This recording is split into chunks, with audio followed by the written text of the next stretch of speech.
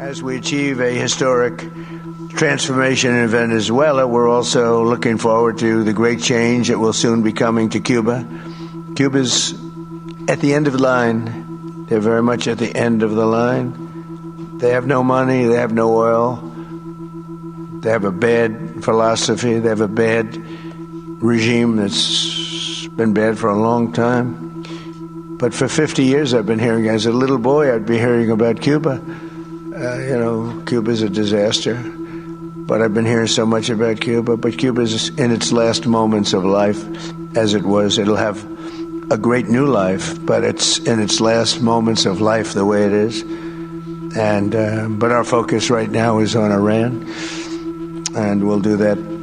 I would say, what will you do? Take about 2 days off, Marco? No, he won't. Maybe an hour. He'll take 1 hour off, and then he'll finish up a deal on Cuba. That'll be an easy one.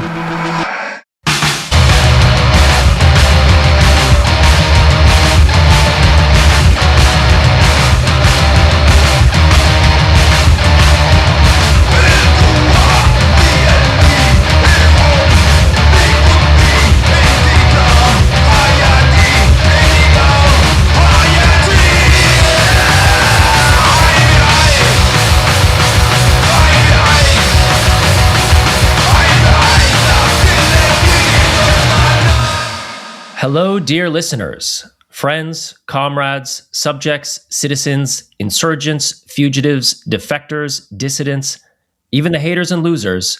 Welcome to Turbulence. My name is Dylan Saba, and I'm here with my co-host, Seamus Malekafzeli, along with our producer, M. Siniza. We're recording from New York City, the center of a world empire that is dying, but so far from dead.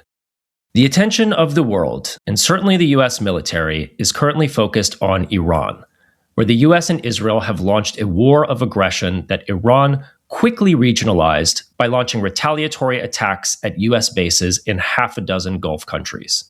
But US imperialism remains alive and well in the Western Hemisphere. If you can recall, as far back as the early days of 2026, the US abducted the president of Venezuela, Nicolas Maduro, and effectively coerced the remaining elements of the sitting government into supplicating the state before Trump and US oil companies. The success of that quote-unquote operation in Venezuela gave the American administration a lot of credibility with its warmongering base, that American regime change could be quick, could be clean, and it would be able to reap immediate economic dividends for the primary world superpower. And of course, they thought Iran is the obvious next step. If Khamenei is killed, then they will immediately fall into the American handbasket. That has not happened, but those delusions have not gone away. Already, they have their eyes on Cuba next, and they have been saying that before Iran was even declared war against. Trump has said this, other politicians who are allied with Trump have said this, but perhaps there is no more illustrative quote of how much bloodlust the Republicans have for this than from Lindsey Graham, telling Maria Bartiromo, quote, "We're marching through the world. We're cleaning out the bad guys. I've never seen anything like it. This is Ronald Reagan plus. Donald Trump is resetting the world in a way nobody could have ever dreamed of a year ago. He is the greatest commander-in-chief of all time. Our military is the best of all time. Iran is going down, and Cuba is next," unquote.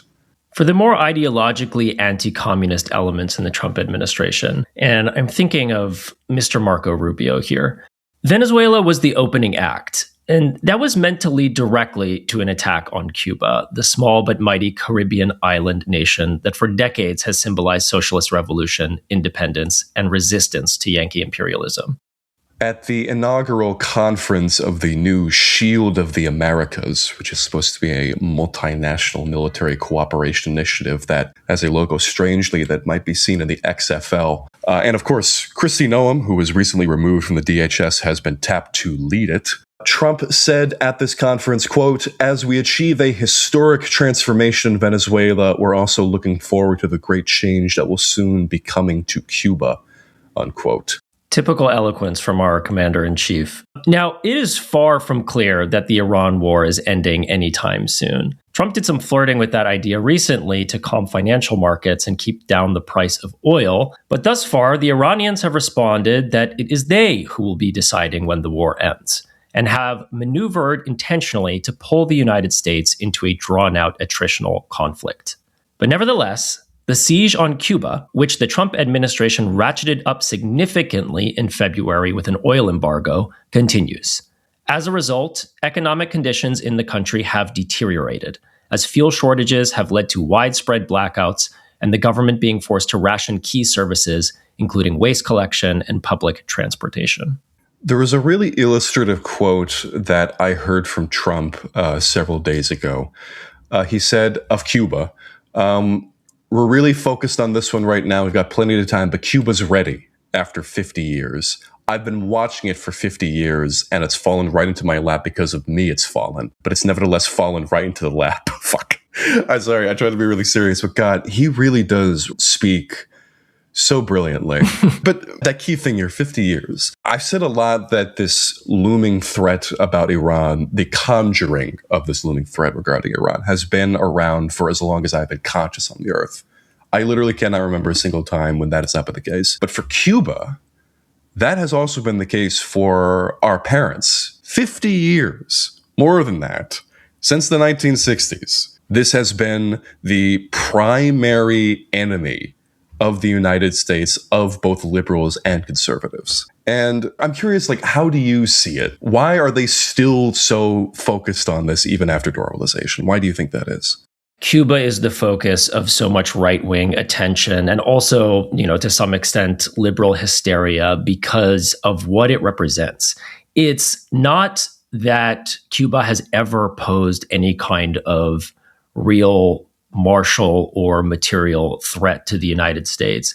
And in fact, the opposite, right? This is a tiny nation that really is focused on doing its own thing, doing its own form of socialist developmentalism. But what it represents is that there is another way of organizing oneself. It represents the threat of an alternative system to capitalism and the fact that it has been able to persist and thrive in the face of all of this U.S.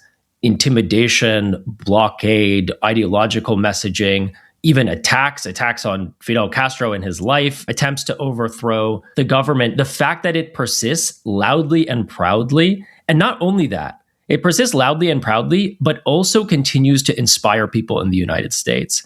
I think that is what is so threatening about the continuation of the revolution in Cuba. The image of Che Guevara is essentially ubiquitous as a symbol of revolutionary potential, of national liberation, of liberatory movements, such that it is commonplace on US college campuses. It's commonplace across the United States. And I think the fact that it's, 90 miles from the shore of the United States and has persisted for so long with such a kind of confident defiance, but also a long history of internationalism, of a call towards a kind of more global unity around opposition to American imperialism and the promise of another world, the possibility of another world, even as the broader project of global socialism has declined since the fall of the Soviet Union. That's why it represents such an ideological fixation, I think, of the right. That combination of deterrent capability and close distance. We talk about this in the episode, the fact that those guys in Florida got in a speedboat and were able to get 1 mile off the coast of Cuba. It is not far from Florida. Yeah. And yet the Cuban military was able to take down that boat and arrest these people on there. And apparently this kind of thing had been happening over and over and over again. And that's not to say that Cuba will not be invaded at some point in the future, God forbid. But the fact that it is still able to project power and maintain its system without the United States able to immediately go in, I think that still is a massive thorn on their side. I thought about when you're talking about what Cuba represents to people. The leader of Communist Grenada, Maurice Bishop, when he was speaking at Hunter College in 1983, he said something very similar, but about his own country and what it represented.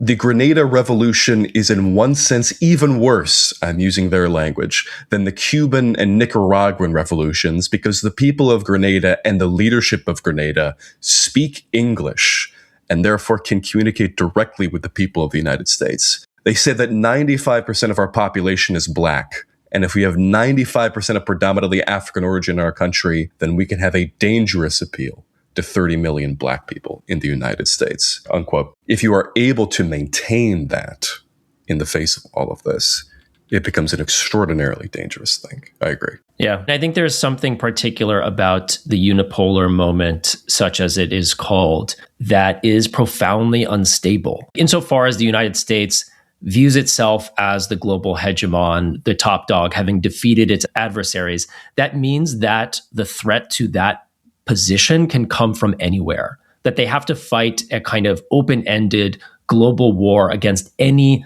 ideological threats because they are the defenders of the status quo. And I think we're seeing that play out all over the world. To discuss all of this, the ongoing situation in Cuba, the country's long history of developmentalist socialism, and its bold internationalism, we are joined by Helen Yaffe, author of We Are Cuba, How a Revolutionary People Have Survived in a Post-Soviet World, and also Che Guevara, The Economics of Revolution. Before we get into the conversation, we do have a pitch to you, the listener. Turbulence is entirely listener-funded. We don't run ads. We don't take money from institutions. And that independence is the foundation of this project. It only exists because of you. Because we're committed to providing you the in-depth history and present context you need to make sense of each of these topics, these episodes take a great deal of time and effort to produce, from conception to research to editing. It's because we value your time as a listener, and because we want to produce something lasting and useful, that we think this level of effort is worth investing in. But that means we can't quite move as nimbly as we might otherwise like. So in addition to our free public episodes, we're also dropping weekly episodes behind the paywall. That's where we'll be able to respond to events as they unfold in closer to real time, providing our analysis, following up on threads and conversations from prior episodes, and drawing connections across the topics we've covered.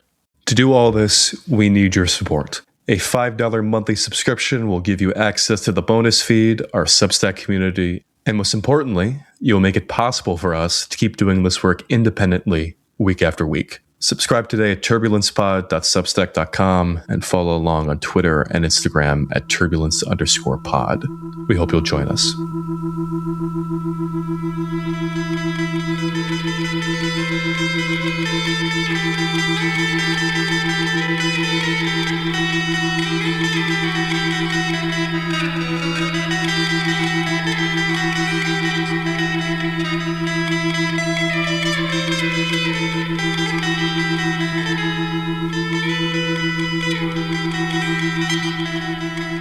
Hello and welcome to Turbulence. We are speaking today with Helen Yaffe, professor of Latin American political economy at the University of Glasgow. Thank you so much for joining us. Thank you for the invitation. So we did have a question plan of what we wanted to discuss with you today, but that got upended slightly by something that happened about a mile off the coast of Cuba. There seems to have been a stolen boat full of some U.S. citizens, some permanent residents, all of which seem to have been of Cuban origin, with guns, other explosives, other weapons, attempting in some way to counter the Cuban government. Can you give people some more information about what has happened here? Yeah, I mean, I think you've summed it up. There was possibly 2 boats full of Cubans. I've certainly heard that one had US citizenship as well. And they were within a nautical mile from the Cuban coast, and they were approached by the Cuban Coast Guard. And they proceeded to fire on the Cuban Coast Guard, who fired back. And as a consequence, 4 of the attackers on the speedboat were killed. And 6, I believe, they've been given medical treatment and they are currently being detained. And the Cubans have said that, certain people are confessing. So this is a very interesting situation. There was also a Cuban who was apparently part of this terrorist plot, who was already on Cuban soil, who had arrived by aeroplane. He has been detained. Maybe that's the one they were saying was confessing.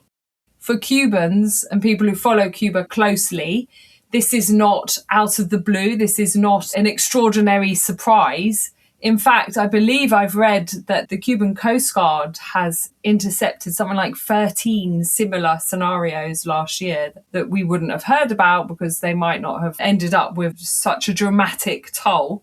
But, you know, when we say that Cuba is the country that has been subject to the most extensive sort of terrorist campaign, there have been incidents like this through the whole trajectory of the Cuban Revolution. You know, it's interesting because people know about, many people, you know, you learn about the Cuban Revolution and Fidel Castro and the CIA and its attempts to kill him with exploding cigars and poison in his deep sea diving suits and all the rest of it. And people assume that it stopped, right? And okay, you know, the huge investment that had been put in the early 1960s into training these Cuban exiles who took part in the Bay of Pigs, but it never really stopped, right? A lot of these exiles like Luis Posada Carriles, Orlando Bosch, these people continued a very aggressive attacks on Cuba, terrorist attacks on Cuba. I mean, I was in Cuba in 1997 for the World Festival of Youth and Students when there were 4 hotel bombs in Havana.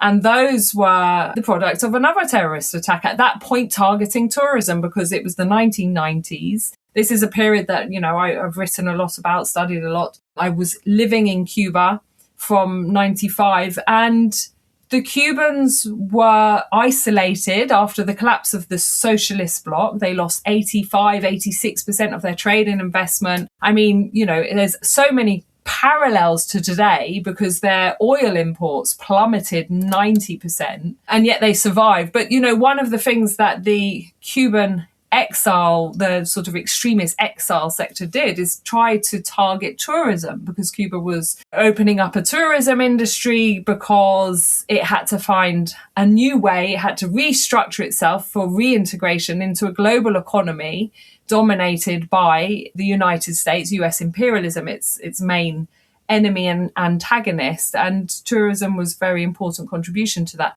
So these kind of attacks have happened, but what's so significant is the moment in which it's happened. So it's happened at a moment when we have this heightened Trump oil blockade, the declaration, absurd declaration that Cuba is a threat to the national security and foreign policy of the United States, and so on. Now, the other key thing that's so important is the reaction within the United States, particularly from Miami, from the Cuban American politicians, Republican politicians, most of them, not all of them, who immediately were clearly trying to use this incident to create some sort of pretext, calling for US intervention, totally and consciously, I'm quite sure, misrepresenting what had happened, talking about Cubans, the Cuban police, it wasn't police, it was Coast Guards, firing on civilians, on US civilians, and so on and so forth. Now, no sense of irony there, by the way, about the 120 people that the US has just bombed to smithereens, right, from the air in the Pacific and the Caribbean Sea. Many of them, we know, according to testimony from families, were simply fishermen. So no sense of irony, you know. Which the Trump administration admits, basically, because Trump has like a laugh line in his speeches about this where he says that fishermen are scared to go out in the water. Like they're basically just admitting that they're bombing fishermen. Yeah. So, I mean, obviously it's an absurd claim. And I think that this is a moment when it's very important to counter the narrative coming out of Miami, which is a warmongering narrative. And what happens in all of these scenarios is that lies are out first and fastest. And so even when you have the correctives, what is in people's consciousness are the initial lies, right? The lies and manipulations that, you know, these were Miami opposition have admitted that they were armed. Then they see them as sort of liberators. They were going to rescue family members. Oh, you're going to rescue family members when you're all packed onto a speedboat full of armaments. I mean, you know, it's so absurd. Yeah, I want to ask about something you said. You said there are 13 of these type operations that happened last year? There has been a statement saying that the operations were intercepted, or that speedboats that had left Florida had been intercepted. There is currently someone in prison in Cuba who did a similar thing, but as on their own on a speedboat, and they were caught with an incredible amount of armaments as well. That person is in prison in Cuba. But, it's the kind of thing that the mainstream media will ignore.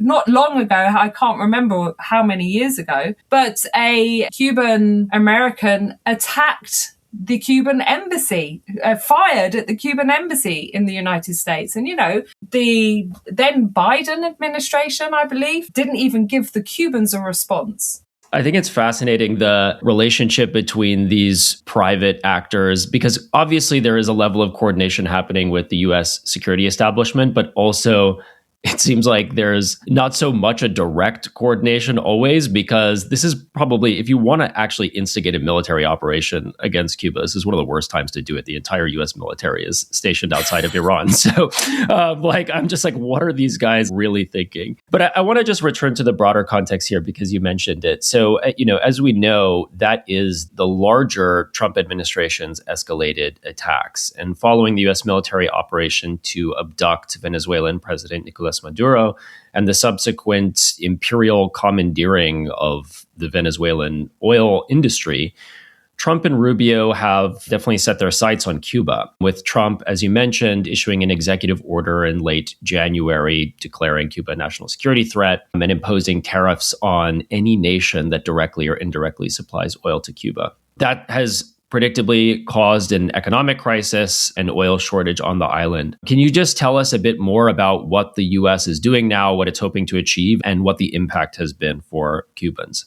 Well, I'm certainly not going to claim to speak for US policy, but what I will say is that this has not come out of the blue. And although Trump is, impulsive apparently and contradictory and so on, I mean, this was the policy under the first Trump administration, right? When warmonger John Bolton came out and started talking about the troika of tyranny, they were developing a strategy. So you say, first they went for Venezuela, now they've set their sights on Cuba. But there is an argument to say, certainly for Marco Rubio, whose entire career has been built up on his opposition to Cuban socialism as an extreme right-wing opponent and, supported by that sector in the United States, the Cuban American very right-wing lobby. And that's who he owes his career to, essentially. For him, it's very clear the target is Cuba. And how do you get Cuba? Well, they've been trying for 67 years. Even the famous Lester Mallory memorandum of 1960, when they were saying, what should we do about Fidel Castro? The memorandum's titled The Decline and Fall of Fidel Castro. How presumptuous. Lester Mallory acknowledged, this was a secret memo, right? He acknowledged that, Fidel Castro and the revolutionary government have too much support from the population to be able to depend on some sort of internal uprising. And therefore, they would have to resort to this economic warfare in order to create, and these are the words they use, hunger, desperation, and overthrow of government. So, for Marco Rubio, their target has been Cuba, and they've had a blockade. They have sustained a blockade against Cuba, and Cuba has survived.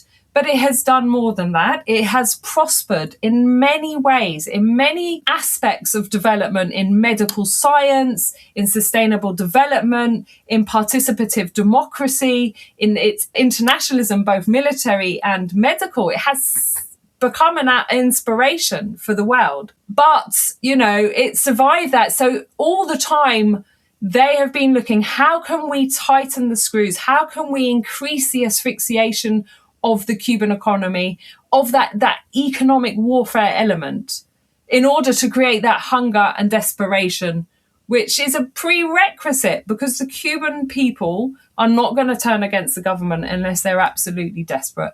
And they tried that in the first Trump administration. So Trump effectively sort of outsourced his Cuba policy to Marco Rubio. And, Rubio boasted after the 11th of July protests, or unprecedented nationwide violent protests that took place in Cuba, he said, I designed the policy. Yeah, he was very clear on that. And they passed in the first Trump administration over 240 new actions, sanctions and coercive measures. on top of a blockade, which is 6 major legal statutes plus endless regulations. When people talk about, getting rid of the blockade or the embargo or whatever, it's a very complicated legal apparatus. And yet they managed to tighten it to extreme levels, right? So Cuba is blocked out of the international financial system in a context where something like 90% of international trade has taken place in the US dollar. And I can tell you from experience, I'm a British citizen, I have a British bank account. If I want to send money to someone in Europe with a European bank account, and I can send the minimum £1, right? It's not going to be transferred into dollars, and it's not going to Cuba. But if I put the word Cuba anywhere in the transaction, in the reference, in the address, that transaction will be blocked. Now, how does a small island nation, which is by its nature dependent on trade, whether Cuba was communist or capitalist, it will always be dependent on trade, right? Because of their own natural resource limitations. How can they survive? How can they continue to get the essentials that their population needs, but more than essentials, to have that high standard of healthcare, public healthcare, medical science, education, more doctors per person than anywhere in the world, right? And they built that up in such a short time. Within one generation of the Cuban Revolution, they had human development indicators, infant mortality, literacy, and so on, that compared to the advanced capitalist countries in one generation. And that is an extraordinary example to the global south, which, let's face it, is, the vast majority of the world's population. And it's only in that sense that Trump is right, that Cuba represents a threat to the national security and foreign policy of the United States. It's the threat of a good example. The world has been told, especially, I'm talking about the special period of the 1990s, when that was it, was the end of history. Socialism had failed, we were told. There was no alternative, and yet there was Cuba. And I tell you something extraordinary, when you drill down and look at what was happening, the Cubans improved their infant mortality and the number of doctors per person and their literacy rates in that 1990s year of economic crisis. They even reduced unemployment. And that's extraordinary. You never would see that in a capitalist country. So, we are constantly being told that everything has to be left to the free market. Neoliberalism is the only way. Countries are forced. If you want to develop, you need capital. If you want capital, then you have to follow our policy prescriptions. You have to roll back the state. You have to stop public investment, and so on and so forth. And there is Cuba, this tiny little lighthouse showing that there is an alternative. And only in that sense is it not absurd to say that Cuba is a threat to the United States by its example.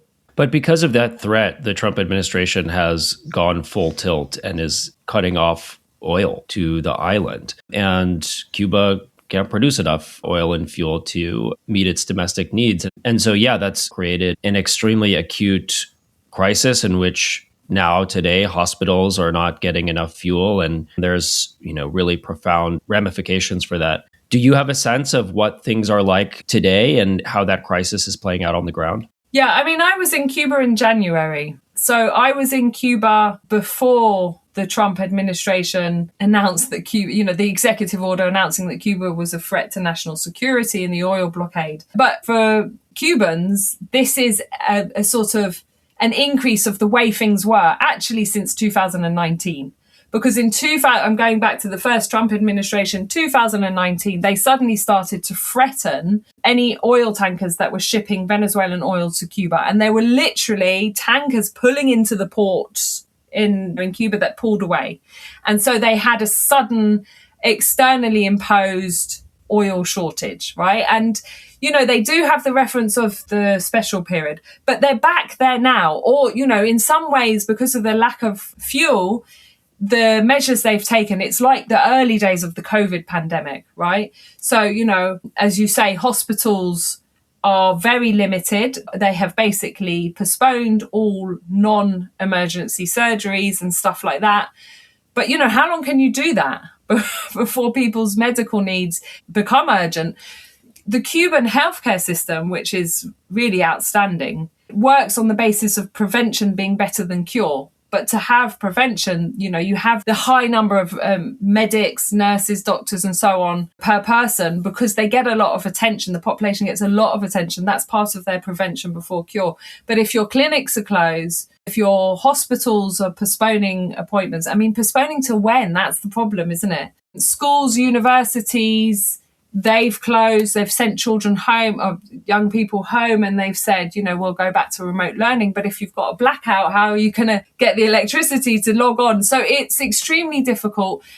It's not all dire, I have to say, because the Cubans have had a commitment to a shift in their energy matrix, right? In fact, there's a chapter on this in my book, We Are Cuba: How a Revolutionary People Have Survived in a Post-Soviet World. There's a chapter on something called the Energy Revolution, which was launched in 2005. And most Cubans knew about it is when teenage social workers turned up at their door with backpacks full of energy-saving light bulbs. And they just went in, it was all totally free. They just went into everyone's home, switched the light bulbs. And within 6 months, Cuba became the first country in the world to complete that switch. And then there were other measures of energy saving, energy conservation, and the introduction of renewable energies. So the Cubans have had the political commitment for a complete shift in their energy matrix. But again, the US blockade has been the biggest obstacle. It was one of the most significant elements of US legislation is that any piece of equipment or any goods produced anywhere in the world, it could be Indonesia, Japan, Guatemala, wherever, if they have 10% or more of their components produced in the US or by a US subsidiary, they cannot be exported to Cuba without permission on a policy of denial of licenses. So technological transfers are very difficult for Cuba. Also, countries usually need finances to carry out these technological transitions. Cubans are blocked out of all the international development banks, the regional development banks. They have even struggled to get financing through green development funds. So it's been very difficult and very slow, but they announced at the beginning of last year this big hopeful project to introduce 92 solar panel parks with Chinese credit and Chinese technology. And they started that process. I'm not sure exactly how many are in place now, but it's definitely over half. And already those solar panel parks are contributing something like, on average, like averaging it out over the day, 22% of what Cuba needs in its electricity needs. And you always have to distinguish between energy and electricity because, for example, Cuban sugar refineries use energy created by bagasse from the fields, and that's not included in the electricity consumption statistics for the national grid. So that's all great, but the Cubans don't have the storage capacity, which is very complicated, very expensive. It's another set of technology transfer. And that means that during the day, the solar panel parks can contribute. I think Miguel Diaz-Canel announced the other day that they were contributing up to 38%, but they don't have the same capacity at night when it's, very gloomy as well. There's been a few cold fronts in Cuba. And, if you think about hot Caribbean nights, you don't have air fans. And it's not just the lights, it's your fridge goes off and any food that you have in the fridge perishes. It's that, you come home from work, you need to prepare dinner, or you need to, even like 80% of the water supplied to Cuban homes depends on electricity to pump. So that's really serious. When you start talking about affecting water supply, we've seen recently in Cuba, it's like the second half of last year, they had outbreaks of 3 different mosquito-borne diseases, and Cubans were suffering. Almost all the Cubans I know a lot of Cubans, and I have family in Cuba, but they almost all got 1 or 2 of these airborne diseases. And and it's just, life is really, really tough. And it's not out of the blue. It's kind of just endlessly got more and more difficult. And it's all unnecessary. It's all externally imposed. Okay, Cuba's not paradise, many problems. They've made terrible mistakes and there are differences of opinion and how to go forward. But this misery, this hardship is imposed as a political policy, right, by politicians in Washington who are garnering votes in Florida, and it has to stop. You've talked about the flexibility that Cuba internally is trying to exercise. I wanted to ask about these attempts to ease the blockade, and not necessarily break the blockade. There is no Yemeni-style intervention happening on Cuba's behalf, unfortunately. But Mexico has sent over 1,000 tons of aid, which isn't very much for a country of 10 million, but is something. Russia is apparently considering sending oil and fuel, as is Mexico. There was even a report in Al Jazeera yesterday that the U.S. may allow Venezuelan oil sales to Cuba because of how alarmed other Caribbean states are. Can you speak about how effective these measures have been? Will they be effective? Can they be effective? They're important, yeah. I mean, Mexico sends, as you say, it's a limited amount, but they're sending food, medicine, and so on. But here's the problem. Without fuel, how do you get it outside Havana, Because the east of the island is really suffering because of that transport. And, this is another point I was going to mention, like most of the transport fleet in Cuba is still dependent on petrol or, as you say, gasoline and diesel. So it's still problematic. And, I think it's a reflection of how bullying the Trump administration has been that Claudia Sheinbaum changed her position. She initially said, well, Venezuela, they've abducted the president and they've, claimed control over Venezuelan oil production and exports, but we'll still send oil to Cuba. And then they didn't. And so, you've mentioned the Russian shipment. I've heard there's a Russian shipment. It's due to arrive in early March and then, any time now. And, but then you hear that their airlines, Aeroflot, sent empty planes to pick up passengers. So there's, one of this that definitely propaganda, misinformation, misreporting is part of this battle at the moment. It's very hard to know. But this is something I will say, and I have said, Cuba joined the BRICS as a full member in January. If the BRICS allow this to go ahead and Cuba to be basically starved into submission, then, they've shown that they have no strength and they have no purpose. If they cannot defend their own members, then, really what is the purpose of BRICS? Cuba is also in the UN. What has the UN done? Cuba is, a member of multiple different multilateral organizations and so on. So what's happening now is a test for the world, just as Gaza was a test for the world. And the world failed.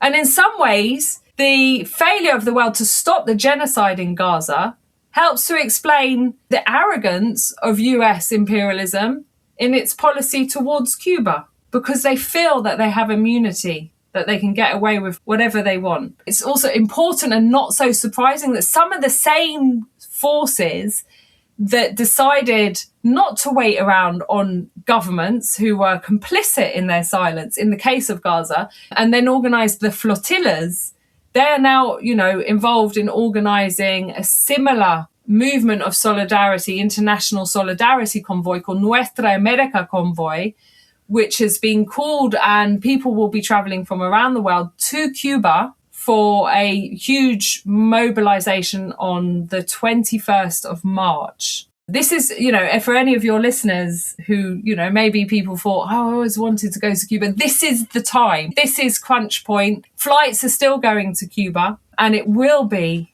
an amazing experience to stand with Cuba, to, use really what we have, which is our own bodies, to break the US blockade, the oil blockade, and to be with the Cuban people in Havana. It will be an amazing experience. Yeah, I totally agree with your analogy to Gaza and that it's indicative of the broader geopolitical moment that we're in and the kind of acute tightening of all of these crises. And much as Gaza has been under a blockade long before October 7th, Cuba's blockade has stretched back decades. As you've mentioned, all the way back to 1962, it's been under a US blockade in some form or another. And I wanted to just ask you how those decades of targeted economic warfare have shaped Cuba's political trajectory, and in particular, how the blockade has impacted Cuba's relationships with other global South countries. I mean, you've mentioned BRICS and the UN, but I'm thinking in particular of Cuba's medical internationalism. Like, how has that been a vector for building that solidarity around the limitations of the US imposed blockade?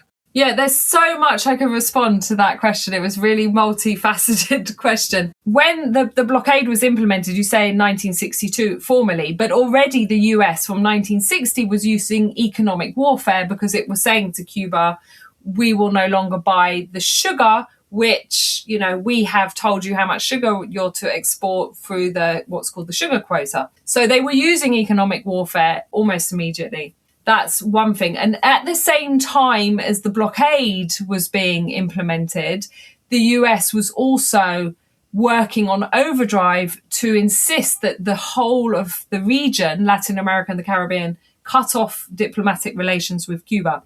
Cuba was expelled from the Organization of American States, and every country in the region cut off diplomatic relations except Mexico. So when Claudia Schaumbaum stands up and talks about this is a historic thing, our solidarity with Cuba, this is one of the reference points, right? Not to mention that the Granma boat, which, launched the final insurrection for revolution, left from Mexico. So Cuba, it was completely isolated from the region. Now, no doubt that obligated Cuba to, become stronger allies of the Soviet Union, the socialist bloc, and then not until actually the mid-1970s to enter the Council of Mutual Economic Assistance with the socialist bloc countries.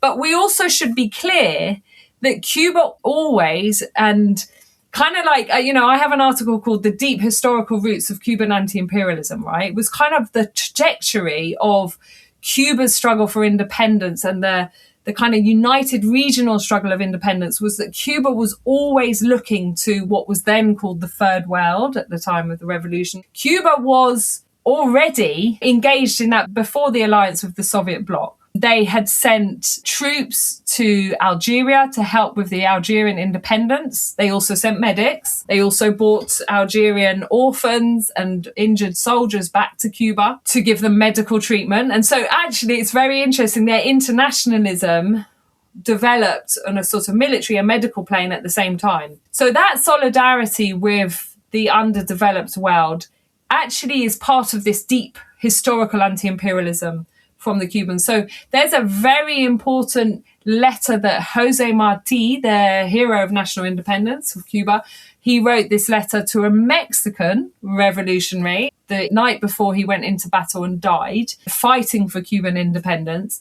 And he warned in this letter, they were in battle against the Spanish. And yet in this letter, he warned about the imperialist or expansionist, as he put it, intentions of the United States. And the whole point about the letter is that we as the Americas, nuestra America, our America, not their America in the North, but our America, we must unite. Because if they seize Cuba, they'll use it as a springboard for the rest of Latin America. So the Cubans have always understood their battle against colonialism and imperialism could not be separated with a global battle. But also, when you add Marxism into the mix, then you get an understanding that the poverty, the misery around the world is a result of the structural inequality. It is a result of a world where imperialism dominates, right? And they see that as the cause for oppression. So, you support the struggle for national liberation, you support the struggle for socialism, but they also see it as the cause of poverty and ill health. And so you send doctors, right? You also show that it's not impossible to provide healthcare for poor people, right? The way they organize their healthcare, it's a human right. Yeah, I kind of got lost with answering your question. I don't know. I know there were more aspects of it, but how has the blockade shaped Cuban development? So the blockade has definitely shaped Cuban development. Right now, when we talked about Cuban medical internationalism, it was a principle. It has always been a principle of Cuban proletarian internationalism, anti-imperialism, anti-underdevelopment, right? But from about 2005, it became Cuba's main source of income. That was for the particular conjuncture where Chavez was president of Venezuela and they had the Oil for Doctors program. Now, Cuba continued, it earned money from that, but it also continued to provide free healthcare for, 60 countries, and to give free medical training for thousands of people from around the world. ELAM, their Latin American School of Medicine, has now graduated something like 32,000 medics from all around the world. It's not just Latin America, even some students from the United States. So that has happened, and that has, been a source of attack. Rubio has been spearheading this attack. He came out just after the second Trump administration came in February 2025, they declared that any official in any country in the world and their families would be denied access to visas to enter the United States for having had any collaboration with Cuban medical programs. In other words, we will punish you for getting healthcare to your own citizens, right?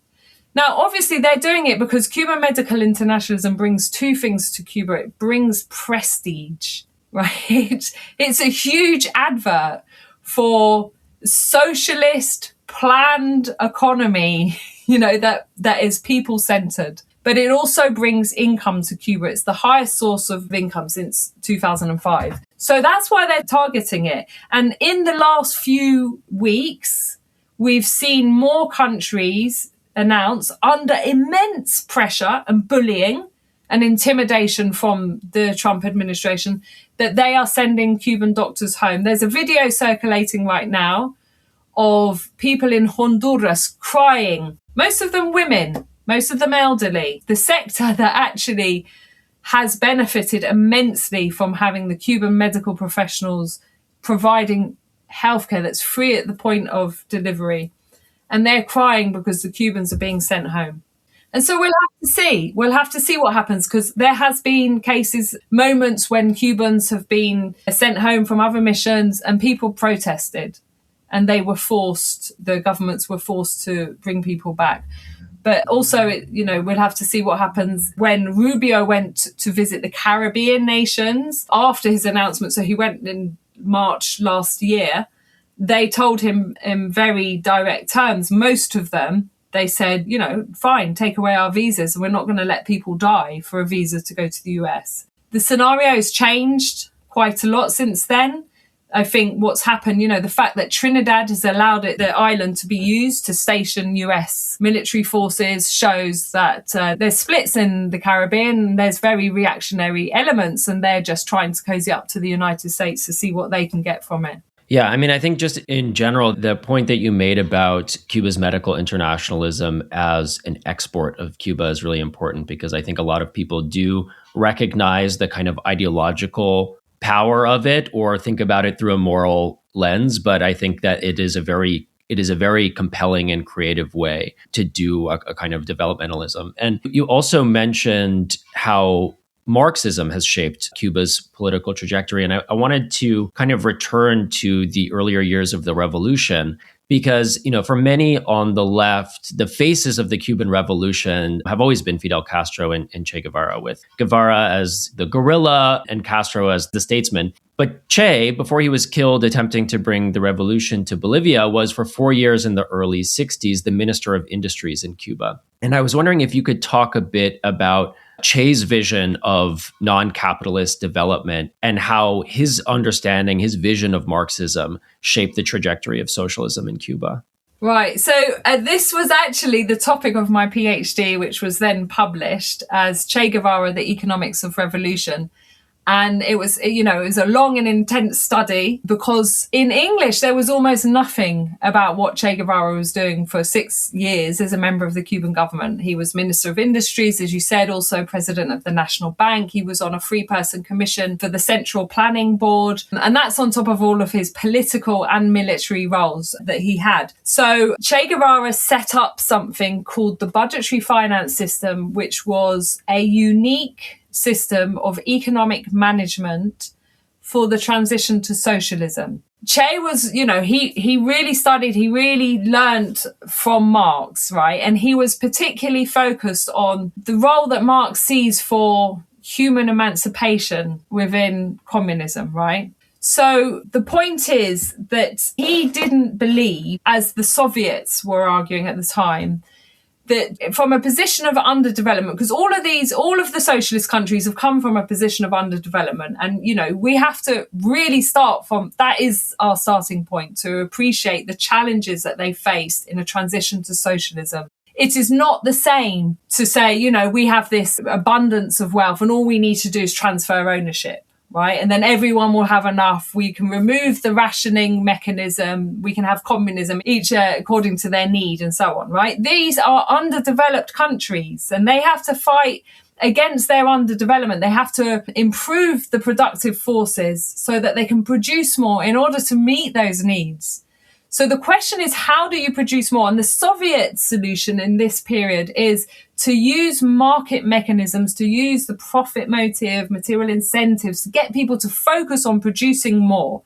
And later down the line, when we've reached some magical point, we will then really start to focus on people's consciousness, because of course the communist person has a different set of social values and way of thinking than the capitalist. So what Che was arguing is that we cannot postpone the fight over consciousness, the battle for consciousness, right? The battle of ideas in a way. We need to develop consciousness and productivity or technology in parallel. And so he looked at the Soviet system. I mean, it was changing, reforms were being introduced, and he was very aware of the developments in the socialist bloc, not just the Soviet Union. For example, in 1964, he was reading about the proposals of the Communist Party of Poland, was proposing a new system.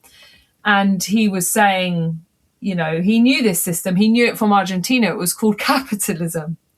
Right. So, he was very critical. He had this real ability to sort of, I don't know whether it's comes from the mentality of a medic, right, where you see the organism and the way that different parts relate. But he understood, right, that this kind of relationship between underdevelopment, between the need to increase productivity and production and the need to also change people's consciousness. So the work that he did was really extraordinary. And after he left Cuba, he went to fight in the Congo, which was not known about until I think it was made public in the 1990s. He just disappeared as far as anyone was concerned. And that failed, that mission. But then he spent time in Tanzania and then Prague, and he worked on his most complicated kind of theoretical work, which was a critique of the Soviet Manual of Political Economy. And it was a theoretical critique based on years of practical experience of actually trying to build socialism in Cuba. And it's a fascinating critique. He subsequently sent the notes. It was never written up as a full text. It was always just notes on on the manuscript. And he sent that to Orlando Borrego, who was his deputy in Cuba, who was someone that I interviewed a lot during my PhD research and for the book. And the Cubans sat on those notes for about 40 years. And when you read them, you can understand they were very critical and basically said the Soviet Union is returning, or capitalism is returning to the Soviet Union. And then, of course, he went off to Bolivia, as you say, and was assassinated in Bolivia. So he was not able to continue that work. But one of his most important points was the need for debate, the need for a constantly reviving a critique of political economy. But then there are elements within Cuba which arguably, I've argued that you can see as a direct legacy of his work in the Ministry of Industries. So he was a medic by training. He was developing experiments in the Hospital of Oncology to do with green medicine, using plants and so on. He set up 9 research and technology institutes within the Ministry of Industries.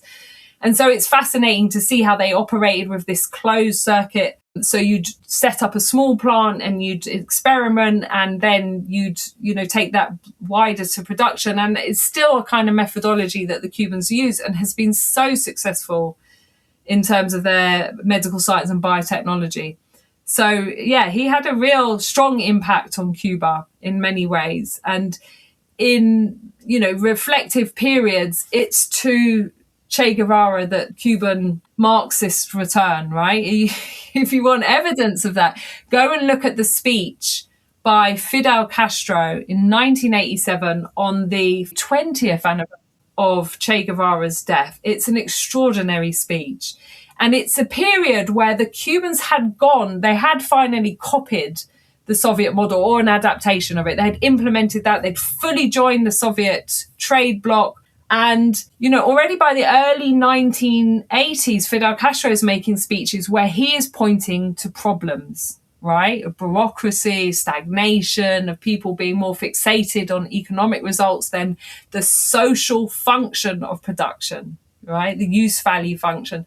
And outside Cuba, people describe Fidel the dictator as if he's responsible for decisions. That's not how it works in Cuba at all. And he had to win the consensus around to a change in policy. So Cuba introduced something, 85, 86, rectification. It was a period known, they like their long titles, a period of rectification of errors and negative tendencies. And in that rectification, they made an overt, direct recourse to the ideas and the work of Che Guevara. And Fidel says in this speech, if we had understood at the time what Che Guevara was warning us about going down the Soviet road, the road of copying the manual of Soviet political economy, we must read Che. What I'm asking is that people in Cuba read Che, that people in Latin America read Che, that people in the West read Che. So, in some ways I describe it as a pendulum. So Cuba swings in any moment between what's ideal, i.e. closer to those sort of socialist ideals of Che, and then what is necessary in any given moment because of economic expediency, because of the blockade and strangulation and the need to sometimes resort to market mechanisms in a period such as this, where, the Cubans are struggling to survive. We've been talking a lot about economic embargoes and diasporas in particular, and I keep thinking about the Vietnam example, a country that America was very much opposed to, and which there is a substantial diaspora population in the United States. There are almost as many Vietnamese Americans as there are Cuban Americans. Yet when normalization happened in the 1980s, there did not seem to be this groundswell of anti-Vietnamese government sentiment, at least it seems from my perspective, constantly informing policy toward Vietnam and engagement with Vietnam. So why is it that Cuban normalization, the kind that was attempted under Obama, why did that not stick? Why did that not take in the same way that Vietnam's was? And why is the Cuban American community, the right-wing factions of it, I should be more specific, why does that still exercise so much power within the American government, like still to this day, in the way that it was still able to in the 1960s, it seems? I think there's some key differences. I mean, the obvious point is geography, right? One of the things we've talked about Trump and his approach to international relations, but he's resurrected the Monroe Doctrine. The Monroe Doctrine is basically the United States as a burgeoning imperialist power saying this area is ours, yeah? We alone are entitled to exploit these resources and populations. So I think that's a big difference, right? That the Cuba is in the Americas.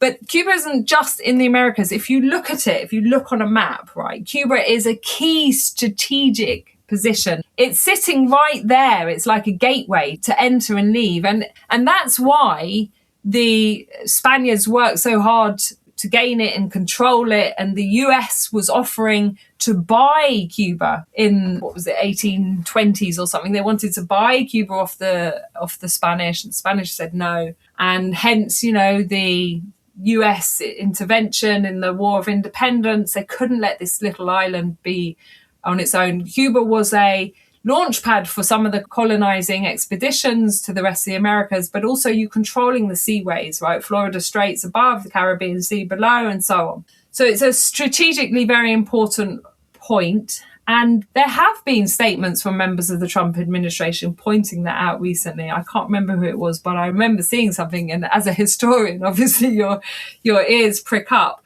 But then there's the question about the power of the Cuban American lobby.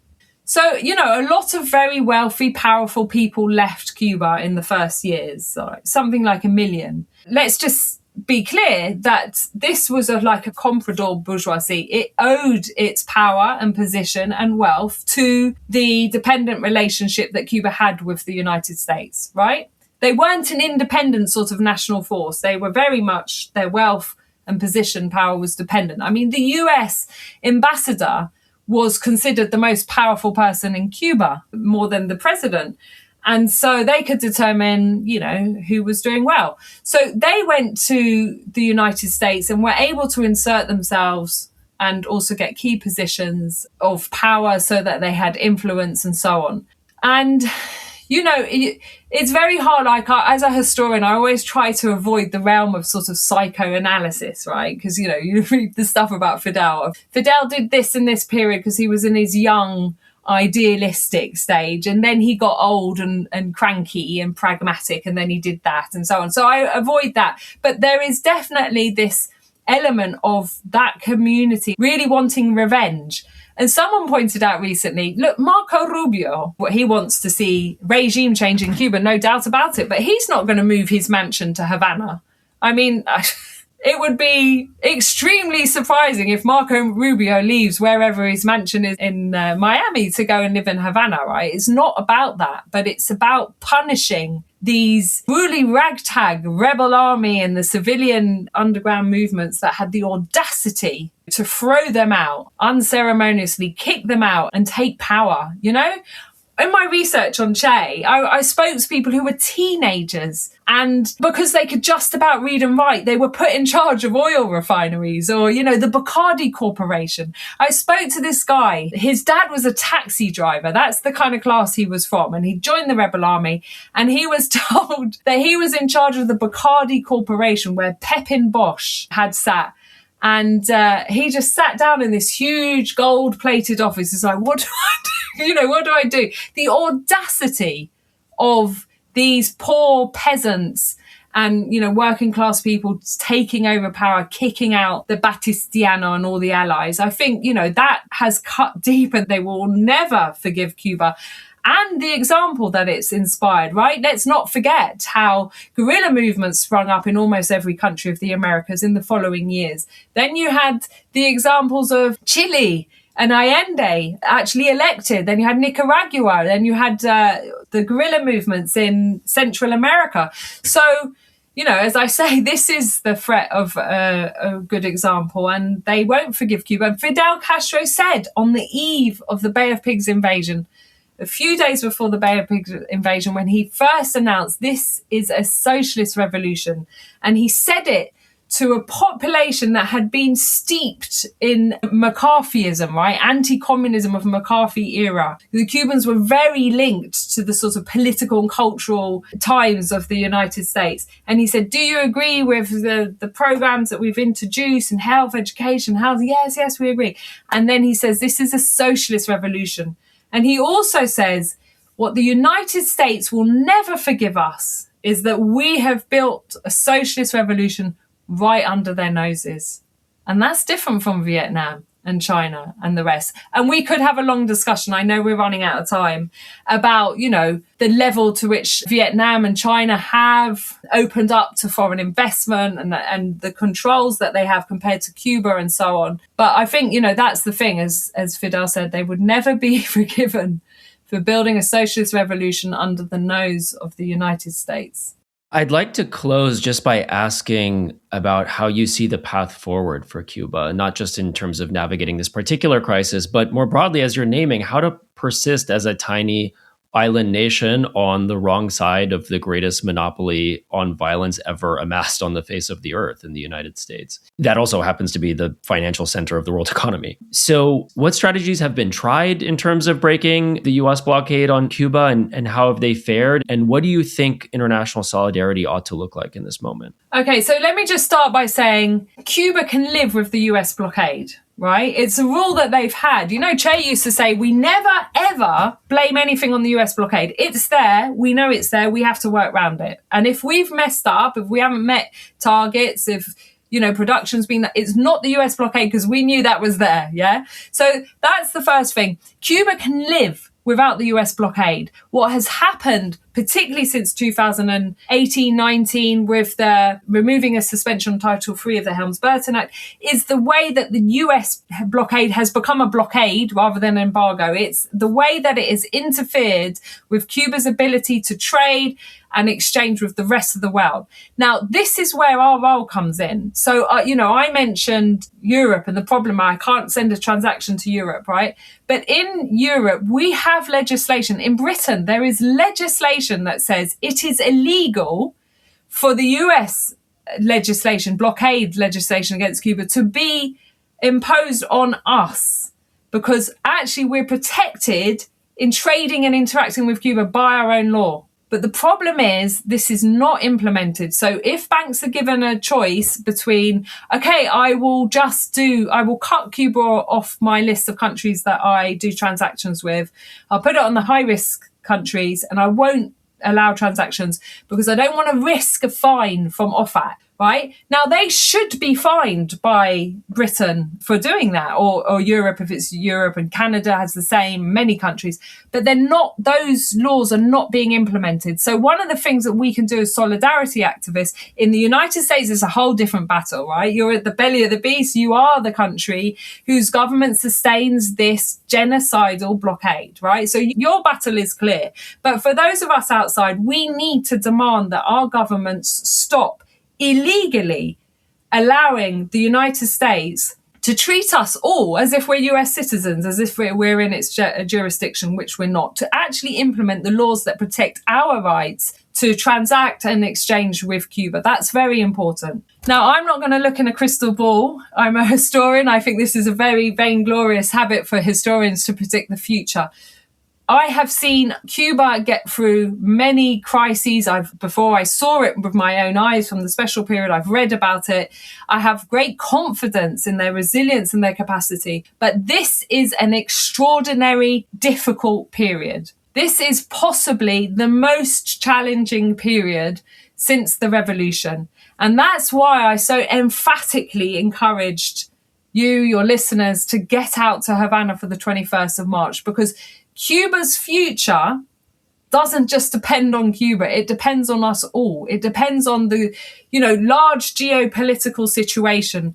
But, the Canadian government was refusing to send humanitarian aid. The solidarity activists have campaigned, and now they are. So we can actually be part of this question, right, of determining the question, what's going to happen to Cuba? Let's just stop and think about this. What would the world be like without Cuba? Without this example, right? Without this small Caribbean island that had 400 years of colonialism and imperialism, and yet within one generation raises the human development indicators to first world standards, able of producing more doctors per person than anywhere in the world, that has the world's only state plan to confront climate change that takes us up to the end of the century, right? That gives 6.6% of its GDP in overseas development aid compared to 0.17% of GDP from the United States, right? So I think we all have to ask ourselves, what do we lose if we lose Cuba? And what are we prepared to do about it? And, now is the time for solidarity. Professor Yaffe, thank you so much. This has been a really excellent conversation. I appreciate your time. Thank you.